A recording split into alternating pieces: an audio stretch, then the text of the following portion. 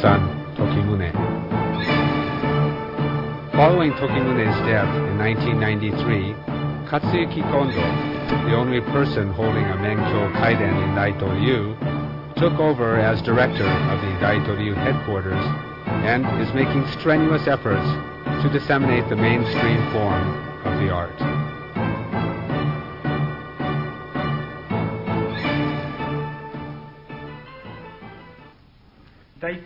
The basic principles of Daito-ryu Aikijujutsu include Rei, Metsuke, Mawai, Kokyu, Kuzushi, Zanshin, and Kiai. I would like to explain these principles in order. I think that by practicing repeatedly and learning and applying these basics, you will be able to perfect your technique.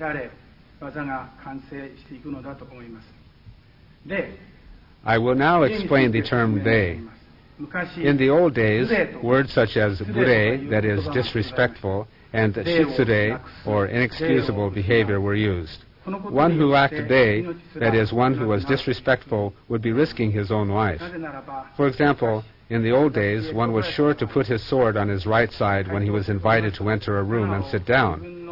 If he put his sword on his left side, he could draw it at any time. Therefore, it was disrespectful for one to put his sword on his left side.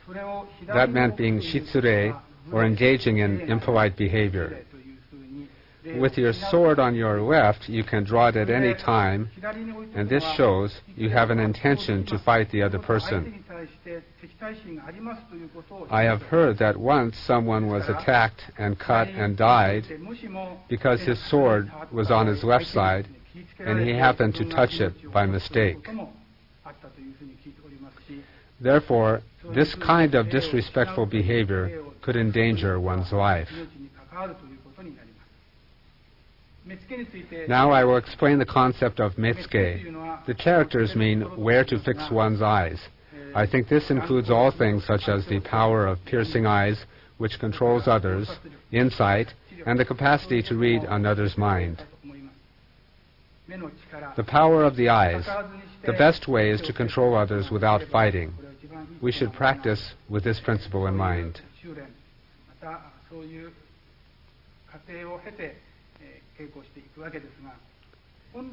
Originally, I think Metsuke is a kind of practice where you read, predict, and discern another's movements through the fixation of the eyes.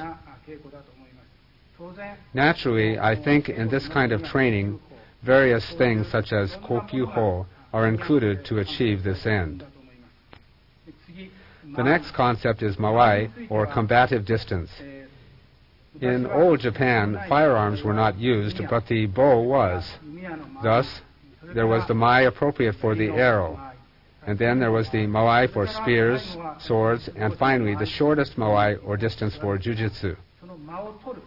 The question of increasing the space between you and your opponent and how to reduce the distance constitutes a very important matter in the martial arts. How to assume mawai, how to shorten it, how to increase it. Oftentimes, when you think you have the proper distance, it really is appropriate to your opponent. Please keep this uppermost in your mind when practicing. Now I will explain the concept of kokyu. Kokyu consists of two characters meaning breathe out and breathe in, kokyu. So breathing out is very important. So breathing in is training for breathing out. We cannot live without breathing in, so breathing in is done naturally. Therefore, it is important how to expel air from our body.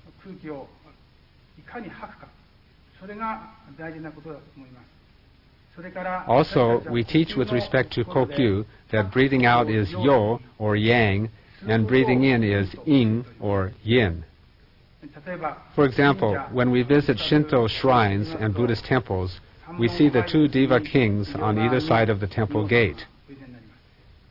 If we look at their mouths, one has a wide open mouth and the other a tightly closed mouth. And in Shinto shrines, there are stone guardian dogs at the entrance with open and closed mouths. It is said that they represent the Aum utterance. The open mouth is ah, and the closed mouth is The utterance is certainly a yang expression. When we exert an effort, we indeed emit a ki, or in order to exert all of our strength, we close our mouth and produce the sound and hold our breath. This is yang. When we breathe in, it is yin. If we practice breathing sufficiently, we will be able to perceive and read an opponent's movements. Studies on Kokyu-ho include the Kokyu-ho of Buddha and a work by Hakuin dating from the mid-Edo era. Kokyu-ho has been an object of study in modern times as a method of health. Proper breathing is a very important principle of martial arts. The next principle is kuzushi, or balance breaking. This includes atemi and other things such as ki are naturally a part of the concept. Kuzushi in Daito-ryu includes the idea of aiki, that is, how to emit aiki energy and break the opponent's balance. You should place great emphasis on practicing this principle.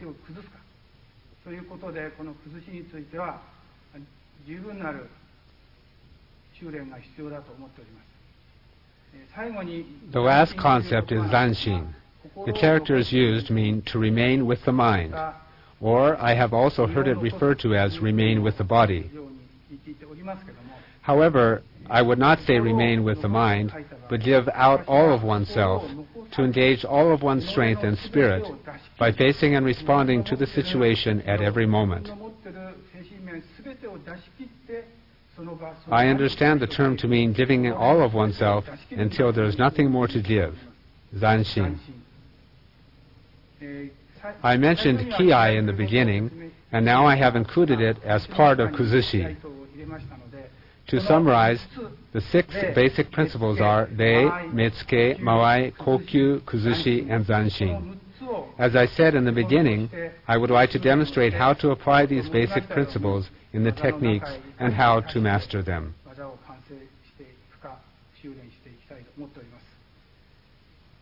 The 118 techniques of the Daito-ryu Aikijujutsu Hiden Mokuroku are divided roughly into 5 parts.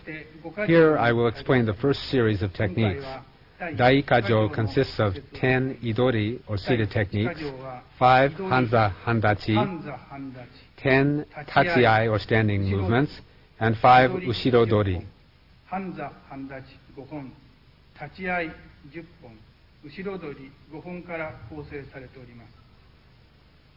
Originally, in Daito-ryu, we started with the practice of the idori or seated techniques. But times have changed now, and I think it would be quite difficult if we started with idori seated techniques. Therefore, I would like to start by explaining tachiai or standing techniques.